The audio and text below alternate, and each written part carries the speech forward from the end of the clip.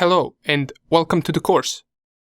Now, the best way that we can start this is by explaining what even is penetration testing. Most of you will know this, but let's still cover it as a refresher at least. So, whether we're talking about network penetration testing or website penetration testing or something as simple as a single device penetration testing, all of this has the same part inside of their name: penetration testing. So, what is it? Well, we can refer to it as an action that we apply to enumerate and discover new vulnerabilities, as well as exploit them and take control of our target system. Now, most of you might or might not know, but penetration testing is constructed of a couple of stages. Let's say we have our hacking machine on the left, and the target device that we're trying to gain access to is on the right. This device can be anything, from a PC to a mobile phone to a website application. It doesn't really matter, the process of penetration testing goes the same. We start off with gathering information. We want to know as much about our target as possible. Why? Well, this allows us to better plan out our attack later on. Gathering information can be done both actively and passively. Active information gathering is gathering information by interacting with the target, while passive information gathering means that we get all of our information without ever interacting with the target in any way.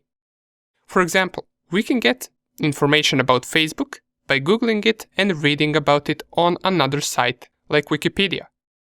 That is considered passive information gathering. After this comes scanning. Now, scanning is a deeper form of information gathering, and it's done actively, which means we directly interact with the target in order to find out more information about it. Usually, this will be the information of technical nature, like what technologies does the target run, what is their website made of if they have one, which ports do they have open, and so on and so on. We finish scanning by performing vulnerability analysis. Vulnerability analysis is just us finding security holes in the target system with the help of information that we gathered. After that, we can successfully exploit the target by using different methods and attacks. These are the main steps to penetration testing. There are other steps, of course, that come after, like maintaining access on the target machine and covering tracks, but these steps that we mentioned are crucial.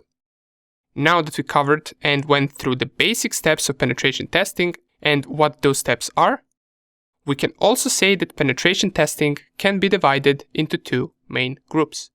We got network penetration testing, which could, for example, be, let's say, a company gives you their IP ranges of their networks, and we're supposed to perform a penetration test on all of their devices to see if there are any security issues. Those devices could be anything from computers, mobile phones, to printers. And for the second group, we can say that it's website application penetration testing.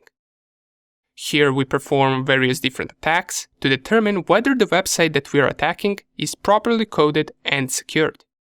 And website penetration testing is something that we will put the most focus on inside of this course. This is because this field is becoming bigger and bigger every single day, due to millions and millions of websites that are online and available right now on the internet. The search for people to secure and protect them is rising every day. You might have also heard of a term called bug bounty. This is pretty much the same thing. It's mostly referring to discovering bugs, or also known as vulnerabilities, inside a web page. And bug bounty is something that we'll discuss a little bit more in the next video, but before we get to it, let's mention what are the two main things we need to perform bug bounty or website penetration testing. So we will need a virtual machine and a vulnerable web page. Now, we will install a virtual machine to create our own hacking lab or environment that we will use to perform all of our attacks. But as you may notice, to be able to perform a penetration test on a website, we will need a website, right? Luckily, there are many vulnerable web pages that we can run within our local network on a virtual machine that are useful for practicing different attacks and discovering different bugs. And that is also why we need to cover virtual machines. Now, don't worry, we will cover installing all of these. From installing our own machine that we will use to hack, to installing machines with a vulnerable web page.